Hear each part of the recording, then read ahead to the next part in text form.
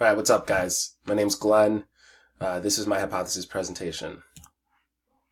So, my hypothesis as a whole was self-driving technology, or autopilots within vehicles, will increase the safety of driving on highways by 75% by the year 2030. Also, keep in mind when I'm talking about self-driving technology, I'm talking mostly about Teslas and Elon Musk and that kind of general area of self-driving technology. Before I started my literature review, data and research and all that type of good stuff, I thought to myself, what would be some hesitations, fears, or questions that the society would kind of have for self-driving technology and for my hypothesis before I even started any of this research, just so I could kind of challenge myself to answer these following questions. So I had 5 of them. The first one, can this new automotive feature be trusted? Does it really work? How many accidents have derived from the use of autopilot? Do we, as a society, believe this format of technology is what our future needs, and why risk it? Again, I just thought I'd kind of challenge myself to answer those questions throughout the process of me getting my literature review and grabbing some of the data that I wanted to use for my paper.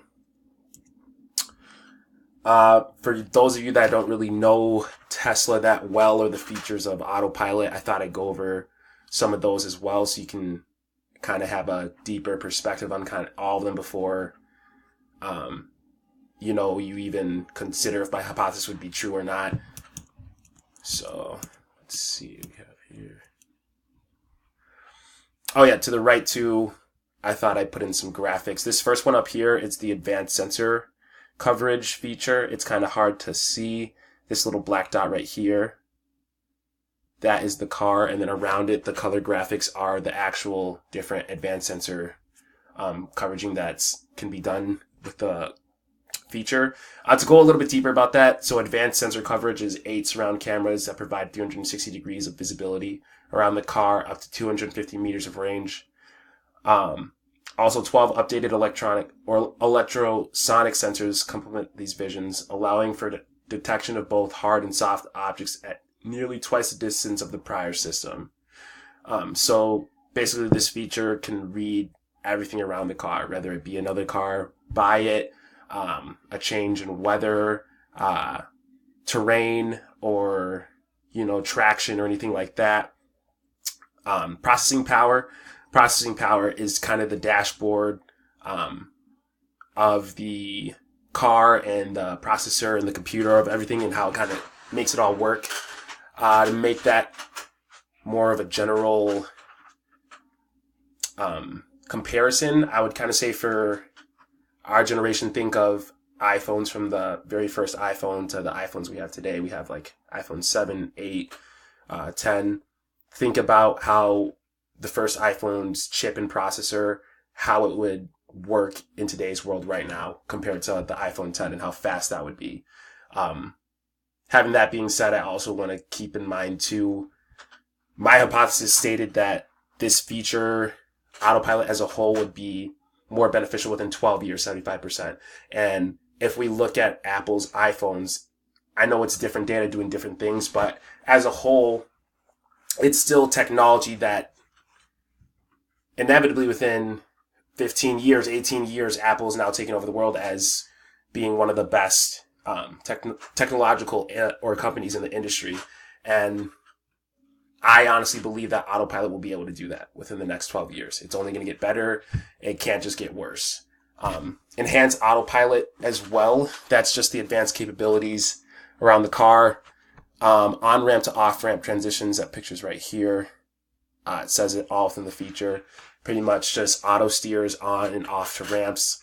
And then smart summon as well. That's over here. That's more of the self-parking too that some people probably have seen as one of the biggest features that autopilot has as well. So the Association for Safe International Road Travel, this was the biggest piece of literature review that I got that backed up my hypothesis a lot for me. Just from the statistics that it gives. So I'll lay them all out for you guys real quick. So I'll just go over these with you really quick. So nearly 1.3 million people die in road crashes each year, on average 3,287 deaths a day. An additional 20 to 50 million are injured or disabled. More than half of all road traffic deaths occur among young adults ages 15 to 44.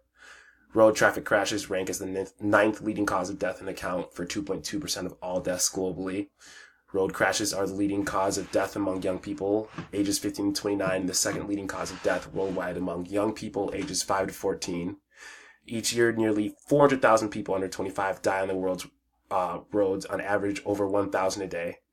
Over 90% of all road fatalities occur in low and middle income countries, which have less than half the world's vehicles. Road crashes cost about $518 billion globally, costing individual countries from 1 to 2% of their annual GDP. Road crashes cost low and middle income countries about $65 billion, annually, exceeding the total amount received in developmental assistance. And then, unless action is taken, road traffic injuries are predicted to become the fifth leading cause of death by 2030. So our society already needs something relating to all of this tragedy that's going to be able to fix it, and I just see autopilot as answering every single one of those problems. Why we need autopilot. Okay, so this was just a little data that I grabbed while going through my literature review as well. Some cool quotes and stuff, so if you guys want to take a look at that, you can. Data entry support. So this is literally a lot of the data entry stuff that I found while researching. Kind of want to focus on this one as of right now. You guys can stop and pause the video and go over whatever graphics that you want to and read them, but this one I really wanted to look at for a second. So this figure crash rates in 2004-2016 with Tesla Model S and the 2016 Model X vehicles before and after autosteer installation.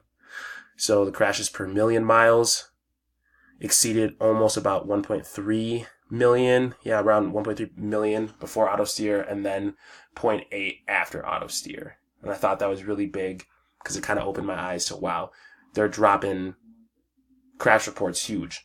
So really supported it a lot.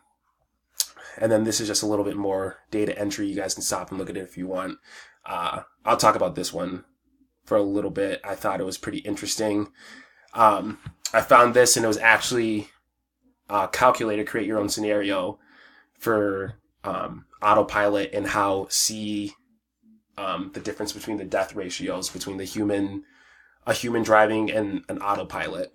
So I put it to the year 2025 just to see, and you could already see how much lower it got. Nearly, or about 23,000 less deaths occur compared to human driving, which was really cool. It really helped open my eyes to my hypothesis and back it up a lot more too. And that is about it. So thanks for watching.